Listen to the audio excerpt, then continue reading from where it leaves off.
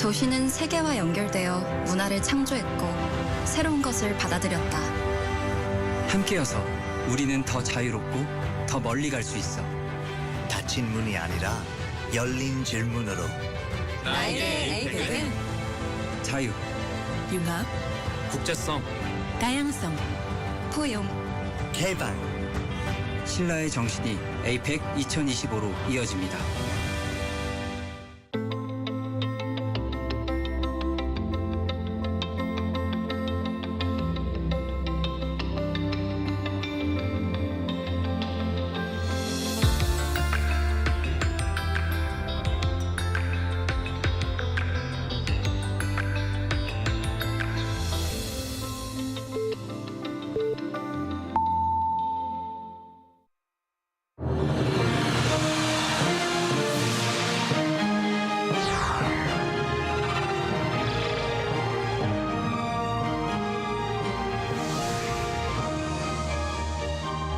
Hello and welcome to our morning edition of Arirang News. We begin with these stories making the headlines at this hour. U.S. President Donald Trump says he plans to impose 100% tariffs on all chips and semiconductors coming into the United States, which is expected to be a threat to Korean chipmakers.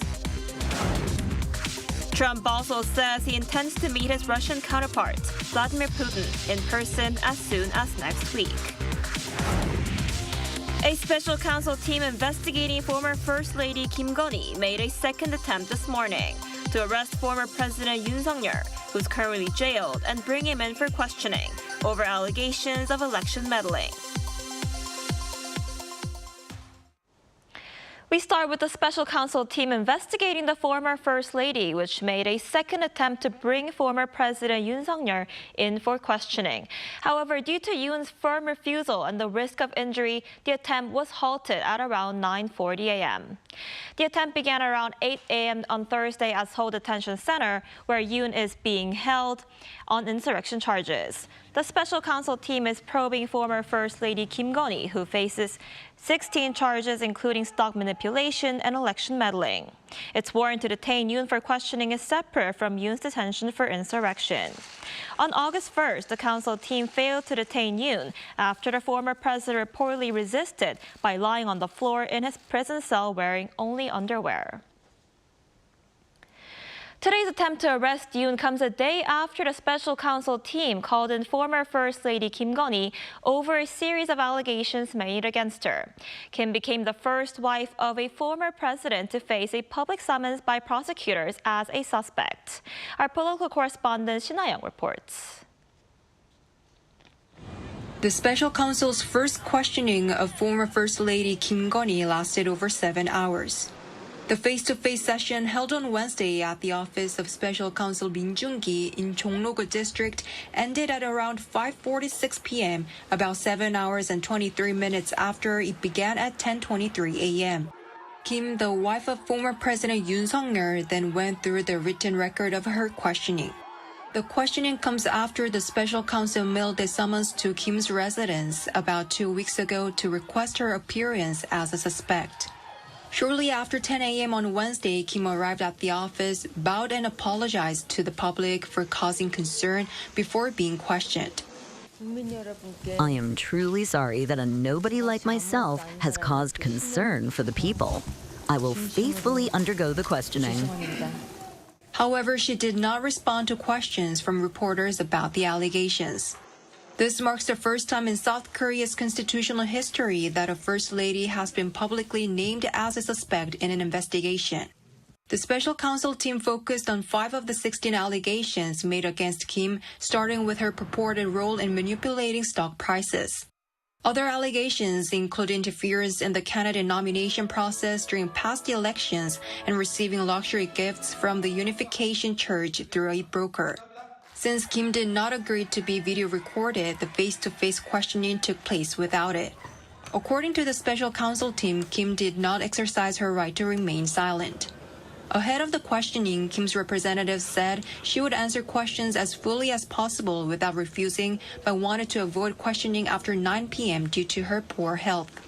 The special counsel is expected to summon Kim again for further questioning over other allegations. 신하영, Arirang News. Now, over in Washington, U.S. President Donald Trump says the United States will charge a 100% tariff on foreign-made semiconductors, a move that could impact South Korea's chip industry. Meanwhile, the United States president also announced an additional 25% tariff on Indian goods in response to New Delhi's continued importing of Russian oil. Our Lee Seung-jae has more. U.S. President Donald Trump said Wednesday that Washington will impose a tariff of about 100% on semiconductors. Trump made the remarks at a White House event, stressing that while a tariff of approximately 100% will be placed on imported chips and semiconductors, there's no charge if manufactured in the United States. In order to impose the tariffs, Trump invoked Section 232 of the Trade Expansion Act of 1962, which gives the president the authority to adjust imports if it's determined that they could impair national security. The latest move is expected to negatively impact South Korea's chip industry, which relies heavily on exports. Meanwhile, Trump on Wednesday announced an additional 25% tariff on goods from India, citing New Delhi's continued purchases of Russian oil. The announcement also marks a sharp escalation in trade tensions between the U.S. and India following the collapse of recent trade talks. The new tariffs, set to take effect in 21 days, will raise the levy on certain Indian goods into the U.S. as high as 50%, one of the steepest rates imposed on any U.S. trading partner. The announcement comes as Trump warned of impending penalties, accusing India of aiding Russia's war in Ukraine through energy imports. Following the U.S. leader's announcement of the additional 25% tariffs, the Indian government vowed to move to protect national interest. According to India's Ministry of External Affairs, the additional tariffs are unfair, unjustified, and unreasonable, adding that its imports of Russian oil are only with the overall objective of ensuring the energy security of 1.4 billion people in India. It further added that India is being targeted for something that several other countries are also doing for their own national interest. Lee Seung-jae, Arirang News. As we just heard, U.S. President Donald Trump now says he will impose higher tariffs on chips unless companies are manufacturing in the United States. And with President Lee Jae-myung set to meet Trump soon, eyes are now on the economic impact this may have on South Korean businesses and the economy. For more on this, we're joined by Professor Shin Myung-gyu, Associate Professor of Economics at Yonsei University. Professor Shim, thanks for joining us this morning. Thank you for having me. So Trump now says the United States will charge a 100% tariff on foreign-made chips, and he also said he plans to announce tariffs on pharmaceuticals soon. How might this affect Korean companies? While both industries can be negatively affected by higher than expected tariff rate announced by President Trump, expected effects seem to be different between the two industries. First, export of pharmaceuticals to the U.S. was about 20% of all exports, which took significant portions. This implies that higher price due to the tariff might have a significant negative impact on the industry. In contrast, according to the recent data, direct export of the semiconductor firms to the U.S. is less than 1% of all the export. Importantly, Micron, the U.S. semiconductor producing firm, also produces much of its goods in Taiwan and Japan. This makes the semiconductor firms not to lose their price competitiveness in the U.S. market, making the effect of the tariff, which is announced to be strikingly high today, limited. Right, and Seoul and Washington also reached a trade deal last week. Will the details of the tariff agreement be on the agenda when Presidents Lee Jae-myung and Donald Trump meet later this month? Yes, and it is highly likely that they will spend some time to discuss the details of the trade tariff agreement, given that officials from both countries expressed different opinions about the details of the agreement. As recent news on the tariff agreement between the U.S. and Japan showed, there seems to be more rooms to discuss further details on the already agreed agreement. For example, how much the Korean government should spend more on defense spending has not yet been fully agreed upon, and President Trump might link the issue to the tariff again to push President Lee to get additional profits from the tariff policy. Right, like you just mentioned, the two countries' officials have different opinions on the key details of the agreement. With disagreements over these issues like rice market access and Trump's unpredictability, how will talks on the specific details of the deal unfold? Yes, as you just pointed out, both governments seem to have different views on the details of the agreement. And this creates another layer of uncertainty which can affect the Korean economy in a negative direction further. In addition to the rice market access, details on the investment fund, including the structure of how to distribute the revenue from the fund across the countries, can also be further discussed because officials from both countries seem to have somewhat contradicting views on this issue. Also, while the Korean government argues that there is no change in the trade policy related to rice and beef markets, at this stage, I'm not so sure whether the U.S. government will not acquire additional access to the market in the near future, given that its stance on the trade policy has changed a lot even after the announcement of the agreement. Right, and as for the wider region, U.S. tariffs on its trading partners are set to take effect on Thursday, U.S. local time. So what impact will this have on the global economy? Yeah, for this, I'm a little bit sure than the other issues, as there is a consensus among economists on this issue. It will clearly have negative impacts on the global economy. First, overall price level will increase globally due to higher tariff rate. And this seems to be already take place in the US as the CPI inflation rate in June was higher than expected. Second, lower export to the US will drag down production from the exporting countries like the Korea, which also increase unemployment rate. And the problem is that these two issues together makes the problem and the economy more difficult to solve, especially for the central banks, because they require the opposite actions. Higher prices require higher interest rate as the policy response, but higher unemployment requires lower interest rate as the ultimate response. And this might eventually make the global economy to enter severe recessions if the situation continues. I see. I guess we'll have to see how that plays out. All right, Professor Sim, thank you so much for your insight today. We appreciate it. Thank you. Samsung Electronics is to supply next-generation chips for Apple products from its production plant in the United States. Through a press release on Thursday, Apple stated that the foundry plant in Texas will supply chips that optimize power and performance for its products. Industry insiders say that the Korean tech giant is expected to produce image sensor chips for Apple's production line. Samsung Electronics provided no comments. This announcement came as President Trump announced that Apple is to make an additional $100 billion investment, a move to expand the company's domestic investment commitment. Following the statement, Apple shares rose by nearly 6% midday on Wednesday compared to the day before. South Korea posted a current account surplus of $14.27 billion in June, the largest monthly surplus ever. According to the Bank of Korea on Thursday, the figure was driven by strong exports of chips and a sharp rise in dividend income. Shipments of IT products, including semiconductors, jumped over 11%, while pharmaceutical exports soared more than 50%. However, steel and automobile exports saw a slip with early impact from U.S. tariffs.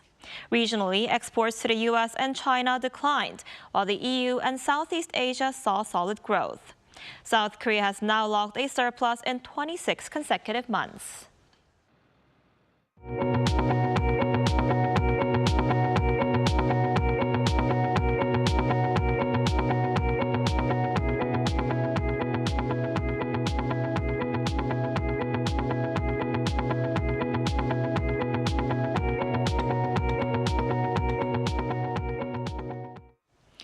In other news, following a meeting between Russian President Vladimir Putin and Trump's special envoy Steve Witkoff in Moscow, U.S. President Trump hinted at a potential meeting between the two leaders as soon as next week. Our An Sung-jin has the details. U.S. President Donald Trump could hold in-person talks with Russian President Vladimir Putin as soon as next week. Trump told European leaders during a call on Wednesday that he intends to meet with Putin and then follow up with a three-way talk also involving Ukrainian President Volodymyr Zelensky. But we had some very good talks with President Putin today, and there's a very good chance that we could be ending the end of that road. That road was long and continues to be long, but there's a good chance that there will be a meeting very soon. This follows Trump's special envoy Steve Witkoff's trip to Moscow for talks with Putin. Though no readouts of the 3-hour-long meeting have been released, the White House said that the meeting had gone well, and Trump added that it was highly productive, resulting in major progress. U.S. Secretary of State Marco Rubio added that Putin outlined concrete examples of the kinds of things that Russia would ask for, further stating that it may be the first time doing so since the administration began. The Kremlin later said that Putin had sent a signal to the U.S. regarding Ukraine, to which the U.S. allegedly responded. Through a post on Truth Social, Trump also confirmed that he spoke with Zelensky as well, adding that everyone agrees this war must end. Zelensky later addressed the call through a social media message saying that they talked about what was discussed in Moscow and acknowledged that Russia does seem more inclined to agree to a ceasefire. He also thanked his European allies for their support. This comes just days before a deadline set by Trump for Russia to agree to peace in Ukraine or face tougher sanction measures, including secondary sanctions on countries that do business with Russia. When and where the meeting would take place is unclear, but if this meeting does take place, it will be the first face-to-face meeting between a sitting U.S. and Russian president since 2021, when former President Biden met with Putin in Geneva. An Sung-jin, Arirang News. Los Angeles Football Club officially unveiled new signing South Korean national team captain Son Heung-min at a press conference on Wednesday. Speaking to reporters at the BMO Stadium in Los Angeles, Son called the move a dream come true. The team's co-president and general manager John Thornton praised Son, calling him a global icon and one of the most dynamic and accomplished players in world football. He added that the MLS club is proud Son chose LAFC for the next chapter of his career. Son spent the past 10 years with Tottenham Hotspur in the English Premier League before making his move to the U.S.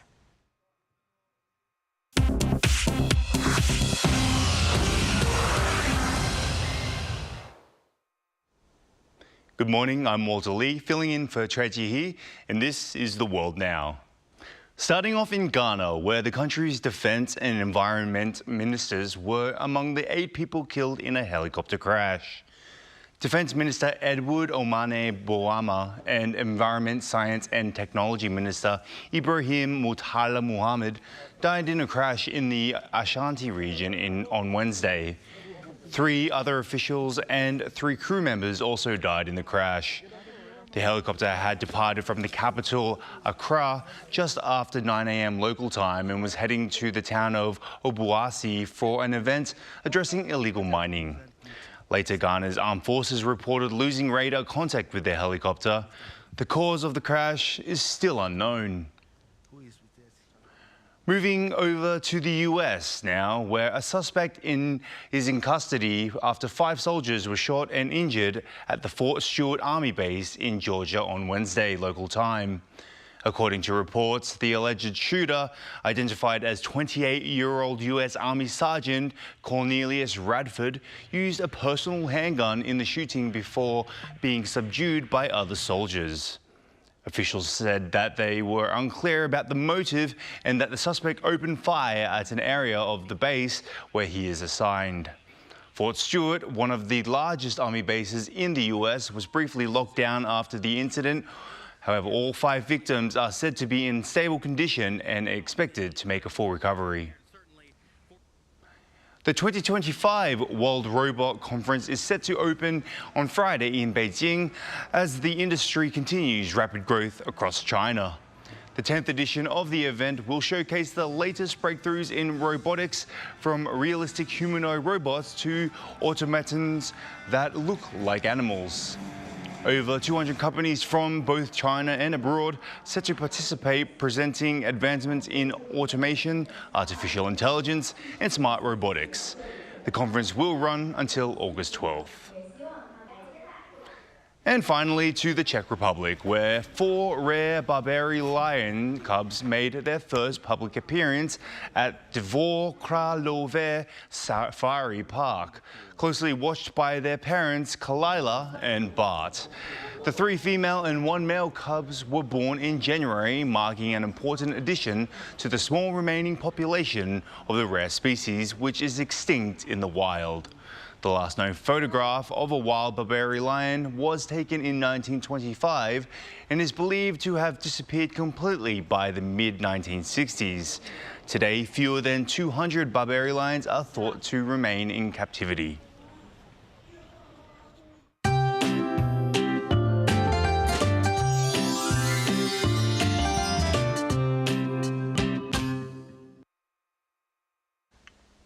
Today marks 입추, the start of autumn, but don't let the name fool you. While not as severe as the peak of the recent heat wave, we are in for another hot day. The overnight heat did not subside well, leading to a tropical night for Seoul and other areas. Meanwhile, Seogwipo on Jeju Island has been seeing tropical nights for over 3 weeks now. And the resort island will be seeing rainfall all day today, with 20 to 60 millimeters in the forecast. A bit of rain is also possible in the southern regions and parts of central areas until this morning. East Coast regions could be getting 5 to 30 millimeters. But the skies will get sunnier from the west, and Seoul and Chuncheon will be topping out at 32 degrees. Daegu, Gyeongju will be hotter at 33 degrees Celsius with sunnier skies and strong UV rays. Now, those on Jeju need to keep an umbrella handy, with more rain expected through next Monday. But mornings and evenings will be much more bearable for the next 5 days, hoping to jump right into the autumn. Take care.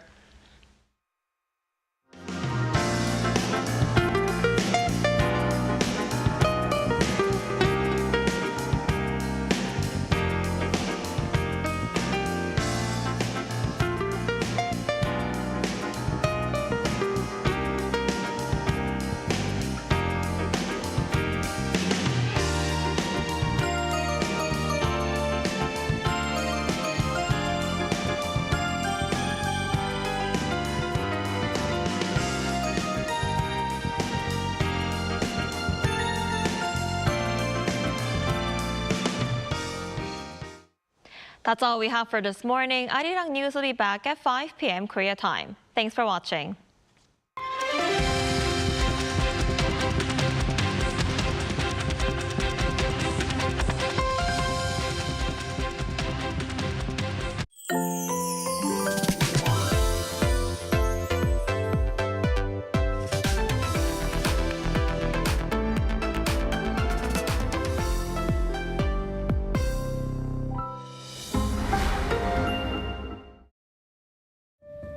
"2025 celebrates the 80th anniversary of liberation. A place filled with culture, history, and diverse experiences. This is the Independence Hall of Korea.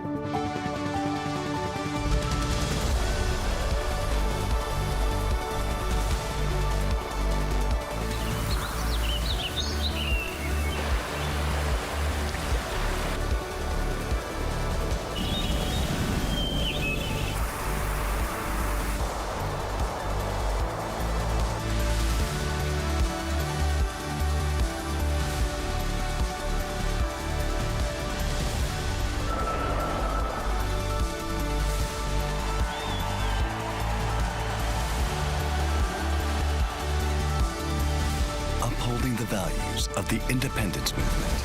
And together with the whole nation, we will make Korea great. The Independence Hall of Korea. Arirang TV is conducting an overseas TV viewer survey to provide you with a better global broadcast service. Share your valuable feedback on the Arirang TV website www.arirang.com or mobile application. Survey participants will be selected at random to receive special gifts. 2025 Arirang Overseas TV Viewers Survey. We look forward to hearing from you. Welcome to the Globalists. Welcome to the Globalists. Welcome to the Globalists. We're in a new set, a brand new set.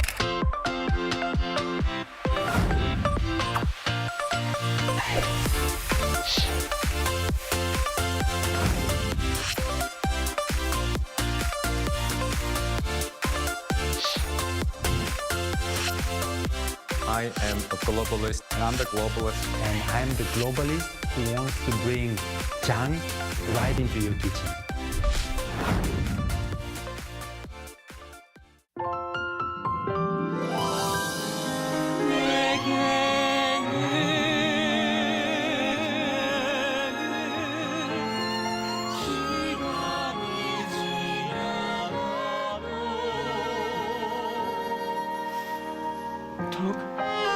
터질 듯한 장미처럼 가잖아.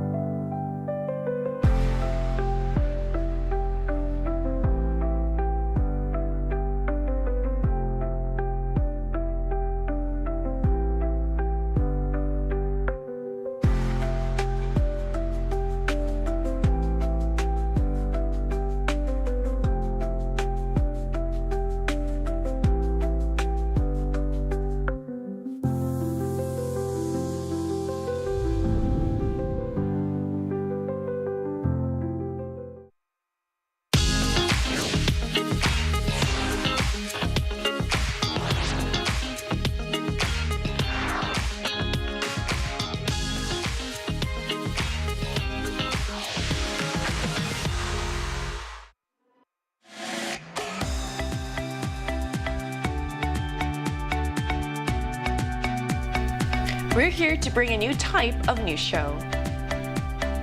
New insights, new styles, and new topics every day.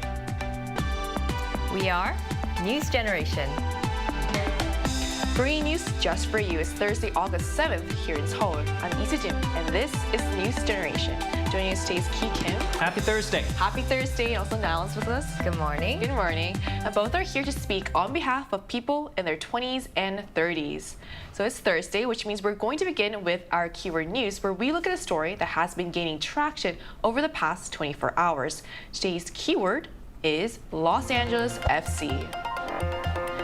South Korean soccer icon Son Heung-min has finalized his move to Major League Soccer team Los Angeles FC. LAFC formally introduced the 33-year-old during a news conference on Wednesday. The announcement comes after he ended his decade-long Premier League career at Tottenham Hotspur's preseason match at the Seoul World Cup Stadium.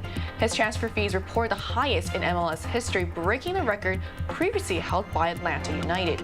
Son is also set to play in his fourth World Cup, which will be held across North America in 2026.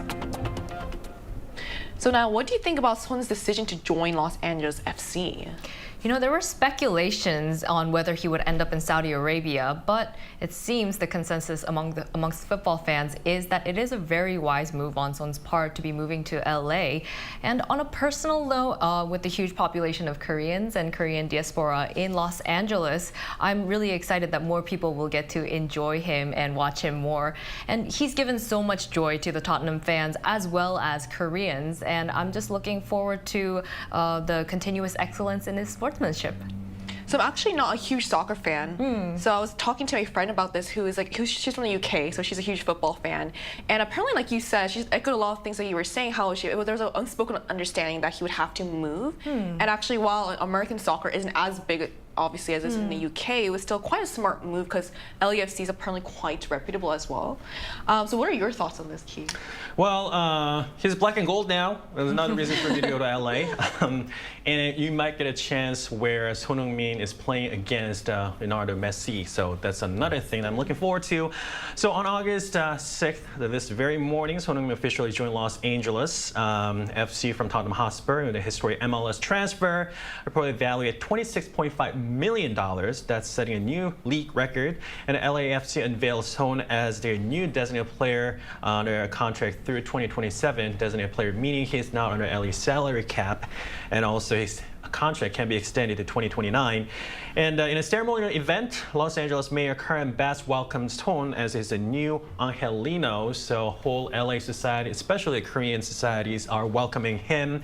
And also, Son said this is a dream come true, and he is still confident he can still run and make good plays. I'm looking forward to him playing another great set of history for him the rest of his life. And also, as you mentioned, next World Cup is being held in in North America. So I'm also looking forward to that too. So he can be fourth World Cup for him. So like you said, Son Heung-min begins this new chapter with LAFC. All eyes will be on how he shapes the future of Major League Soccer and the upcoming World Cup. So for many Korean fans, while it's the end of one era, it's also the start of something new, and I'm sure many will be tuning in to see how he does in LA. And that concludes our keyword news for this Thursday. So as we head into the final stretch of the work week, we're diving into a topic that affects families across the country and shapes the future of Korean society. So let's take a look at the screen to learn more. South Korea has been struggling with low birth rates for many years now. To address this, the government has introduced various incentives and measures aimed at encouraging more young people to get married and start families. After the birth rate hit a record low of 0.72 in 2023, the lowest fertility rate in the world, South Korea saw a slight rise in 2024, marking the first increase in nearly a decade. The policies aimed at boosting birth rates have influenced society and reshaped workplace culture. So today on News Generation, we're diving into the impact of Korea's birth promotion efforts and what they mean for families, employers, and society as a whole. So as we just saw in the video, Korea has been grappling with the world's lowest fertility rate, a title it has held for several years. The issue came into focus back in 2005 when the government officially recognized low birth rates as a national concern. And since then, a wide range of policy measures have been rolled out, from cash incentives and childcare subsidies to parental leave and housing support for young families. So let's start by looking at the big picture. So Key, what kinds of government support have been introduced to address Korea's falling birth rate, and how effective have they been? Like you said, Korea is giving a lot of benefits for those who have more than 2 kids, right? So if my sister has 2 kids now, then he's getting a lot of beneficiary from the government. So over the years, we've seen a range of initiatives aimed at easing the financial burden of childbirth and child rearing while making it possible for parents to balance work and family life. These include child allowance payments, improvements to maternity leave, and enhancements to parental leave policies. One particularly noticeable shift has been in addressing childcare inequality. In fact, last year, more than 30% of all parental leave was taken by fathers, a sign that shares parenting is becoming far more common. And there's more encouraging news, just like you said. By May of this year, the total number of newborns had reached over 106,000, which used to be a concern for Korea, the highest figure in 4 years since 2021. So that's showing the positive sign of childbirth. I mean, we still have a lot more to go. With 30% still not where we want to be at. Sure. But I feel like it's still quite encouraging because I'm sure men have always wanted to take parental leave. But I guess before it used to be like because of societal pressure. But I guess now workplace culture is kind of changing a bit. So continue to look at the workplace side of things. In the last decade, the number of births has dropped by half. The number of people using parental leave or reduced working hours has increased by over 80,000. There's also been a wider rollout of flexible work arrangements. So now, how has that impacted work culture in Korea? Right. The age limit for children eligible for parental support has been raised from under 8 years old to under 12 now. As a result, the first half of this year, the number of people who receive flexible work hour subsidies for parenting nearly tripled compared to the total number of last year. Parents say that being able to personally manage their children's school drop-offs and pickups is actually reducing so much stress as well as the guilt, and it improves work focus when you are actually there. However, there have also been reports of conflict, and in one recent case, there was a police officer who applied for reduced working hours due to childcare, and he was removed from all night shifts. And as a result of this, there was no additional staff who was assigned, and they had to take over his shift. And the colleagues basically ended up with more workload. And this increased workload made things very difficult for them. And this is obviously a perfect setup to leave a bad taste in everyone's mouths for people who are having children. So let's continue to talk about the perspective of those without children. The reality is that not everyone can take advantage of these benefits, such as, you mentioned the police officer. It's obviously not easy for the people that are working with him in that situation or her. So how are parental leave and flexible work viewed by those who don't have kids? Is there any tension or sense of unfairness, Key? Let's say I have a child and you guys will be happy, right? But I have to be worried about, okay, who's going to take my job? Or somebody has to fill in for this job. So recent survey revealed the reality. While many workers say they genuinely congratulated their colleagues on the birth of a child, but a striking 72% admitted they worry about the extra workload it might bring. So if you take a look at the screen with me together now, the most common solution anyone would say is to hire a temporary replacement, but you can say somewhat concerned are 52% and very concerned is about at 20%. But in reality, filling that gap isn't easy. Certain job types, especially those require special skill sets or those senior positions are particularly hard to replace, and finding someone available for the exact duration of parental leave can be even trickier. So the saying goes, for shortened working hours, the logistics are really straightforward. And there's something called a colleague allowance designed to compensate team members who shoulder the extra work. But dividing tasks evenly is almost often impossible. Deciding who actually receives the allowance can be a thorny issue. In many cases, the reality is that employees take on more work without receiving any additional compensation. So despite all the goodwill, welcoming a coworker's parental leave isn't always easy in practice. And from the perspective of married employees, the fear of burdening their team members can even lead them to hesitate about pregnancy or taking parental leave in the first place, as most of the Korean workplace is dominated by the Confucianism. So like I said before, I feel like it's a very human reaction to feel, stressed about the extra workload. Exactly. As well. So there's clearly a wide range of attitudes when it comes to support for parents. So while some people see expanded parental leave and childcare subsidies as necessary steps to tackle the low birth rate, others question whether it's fair for taxpayers to fund what they see as personal life choices. And like we just mentioned, there are also people who worry about how these policies might affect their own workload. So Niall, let's start with you. As someone who recently became a mom, what do you make of this kind of support? Right. I am a mom, and I was actually always on the fence about having children, and I saw my life with or without children, but in the end I made a conscious decision and I planned to have a baby, and now I have a baby. But even when I wasn't married and I was thinking maybe I won't even have children, I was always for supporting people who had children because they are the future of Korea. And for those who are questioning the fairness of the fund being used this way, that's such a simple approach at it. It's not so simple as that, because the population decline is such a serious issue here in Korea. Even if you can't feel it right now, it will impact everybody, including whoever's watching. But this does not mean the government can just come up with policies that gives one person's workload to another person for free. And as I said, that leaves a negative image towards those having children. And that's an easy backfire at the birth rate again. And there needs to definitely be fair compensation. I think this is the key thing. And communication for those who are doing the extra work, they need to be able to choose that. Just like hiring someone to cover for maternity leave. While difficult as it is, there needs to be that specific type of support even for people who are filling in the late night shifts, like the police officer that we mentioned. So it's a bit of a personal question, but why were you on the fence about this decision now? Did you change your mind about it? Excuse me? About having children, you said you were on the fence about it. Yes, I was. How do you feel about it now? I think it's not necessarily for everyone, but if you are going to choose to have a child, definitely plan for how you think your life is going to pan out, especially in your career and how that would affect everybody around.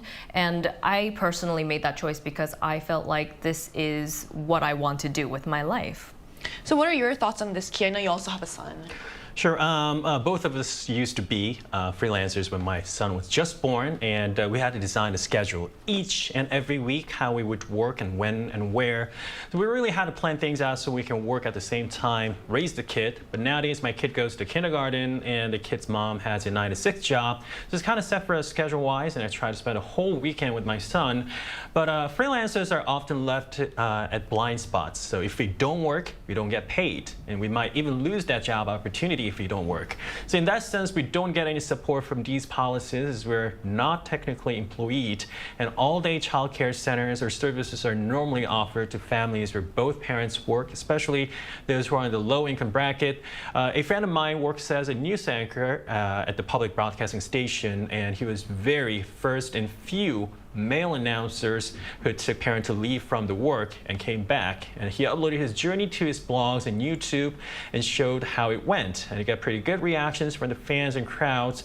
So like Niall said before, we as a society need to be a bit patient, look at the bigger pictures, and give people some room so they can relax, because one day you'll be the one to make the choice. So as Korea continues to grapple with low birth rates, public debate around support for parents is growing louder. From parental leave to childcare subsidies, the government has rolled out various measures to encourage childbirth and ease the burden on caregivers. But not everyone agrees on how far this support should go or who should benefit. So to get a better sense of how people are responding to this trend, we asked on the Arirang News YouTube channel, what do you think about the government providing support to caregivers and parents? So the results showed that 74% of respondents said they strongly support government support for parents. Meanwhile, 20% felt such policies are unfair to those without children. The remaining 6% selected other. So to gain deeper insights into birth promotion policies and their social impact, we'll be speaking with an expert in social sciences. And that's coming up right after the break, so don't go anywhere.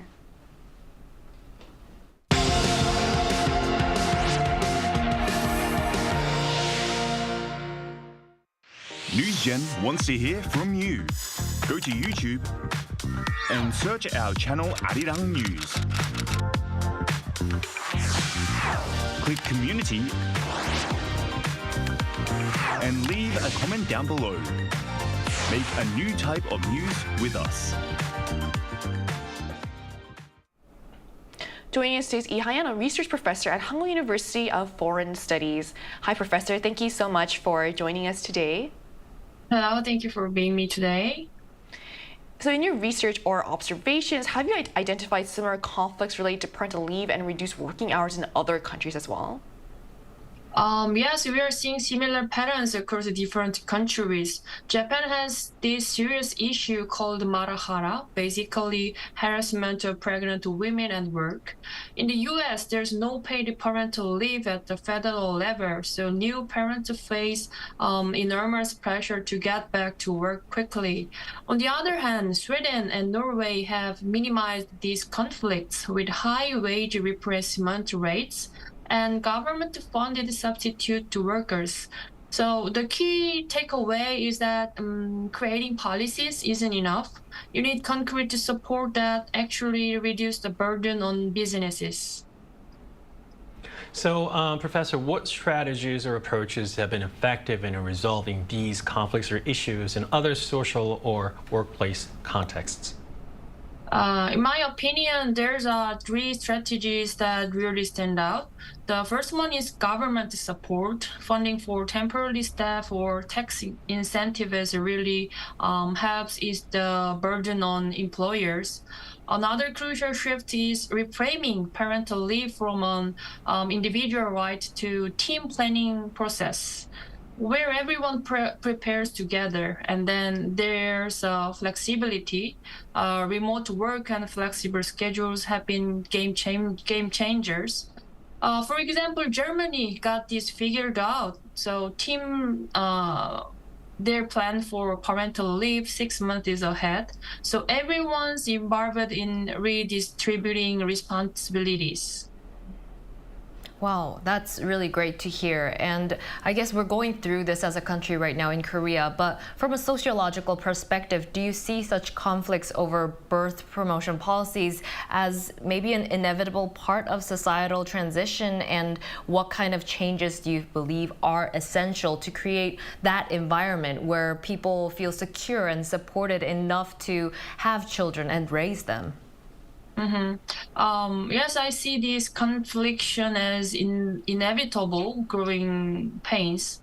So we are shifting from an individual society to one that values caregiving, and this friction is part of the nature of evolution. But let me be clear about what's at stake here. Without children, our society faces decline. This isn't hyperbole, it's demographic reality. Japan already experiencing this with their aging crisis, and South Korea birth rate is setting us on the same pace. We need to recognize that this will lead to everyone down for economically, socially, and culturally. So what need to change? Well, we have to stop treating children as a private matter. It's a collective responsibility. These aren't just someone's kids. They are our future. So they are society's children, for example. So countries with the highest birth rates, like France and Nordic nations, all share this philosophy. They understand that raising the next generation is everyone's shared responsibility. So small businesses need to support a system they can actually afford. We also need a flexible labor market where taking time for family is seen as a career transition, not a career break. Ultimately, we need a new corporate culture where being family friendly is just not part of being a good employer. So that's not just good ethics, it's good business. So we all need to come together on this, government, business, communities, because our collective future depends on it. Okay. Thank you so much for sharing your insight with us today, Professor. Thank you so much. So we just spoke with a professor of humanities and social sciences about the challenges and social implications of Korea's birth promotion policies. So while it's important to recognize and appreciate the efforts that have been made so far in supporting parents and encouraging childbirth, there are still areas that require improvement. So from your perspective, what aspects of these policies or their implementation do you think need to be strengthened or reconsidered to be more effective now? Yeah, one of the reasons that my husband left his full-time job was because he couldn't do flexible working hours because he had a full day of classes that he couldn't just hand off to someone that he was in charge of.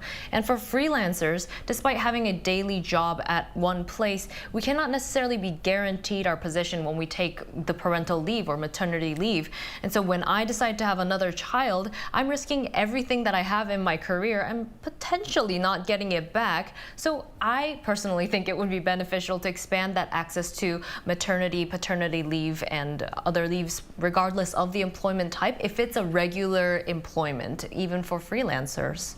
So would having that guarantee affect your decision to maybe have another kid as well? Oh, I mean, I would have already decided, because regardless of that, I think I'm going to choose this because it's worth it in my life. But for others, I think it would help. So what's your take on this, Key? So to break away from the mindset of only those on parental leave get the benefits, while I'm left with the workloads with no any sort of compensation, it's crucial to create a work environment where flexible work arrangements are available to everyone. Equally important is ensuring tangible advantages such as fair financial compensation and positive recognition and performance evaluations for those who take on extra responsibilities. Only then can employees on leave feel comfortable exercising their rights without hesitation or guilt. And also, we as a society at the workplace need to change our mind. A long time ago, we had this thing called pumaji, or there's an old saying that it takes a whole village to raise a kid. So before, it was family-oriented when we were family-friendly. So when there's a child and everyone. So sometimes, I remember going to my mom's workplace and sitting down there and everyone was taking care of me, giving me candies and, But nowadays, I guess it's a bit different perspective now. So hopefully we can change our perspective and be more friendlier for those who have, children. Right, increasing understanding and mutual respect is also really important. So as we've seen today, addressing Korea's low birth rate is a complex challenge that goes beyond just policies. It touches on workplace cultures, social attitudes, and relationships in the workplace. So while progress has been made, ongoing dialogue and adaptation are essential. And ultimately, creating a society where people feel supported and confident enough to start and raise families will require not just government action, but a collective shift in mindsets and values. So it's basically a journey that really involves all of us. We're also conducting a program survey that includes News Generation until August 17th to better meet our viewers' expectations. So please visit us at www.arirang.com or on the Arirang TV mobile app to share your valuable feedback. And by participating, you'll also have a chance to win Bluetooth earbuds and exclusive K-pop merchandise. This brings us to the end of today's episode of News Generation, but News Gen will be back tomorrow at 10:30 a.m. Korea time. Big thanks to Key. Thank you. Thank you for coming in, and also Niall. No problem. And to all our viewers, thank you so much for watching, and we hope you have the best day. We are News Generation.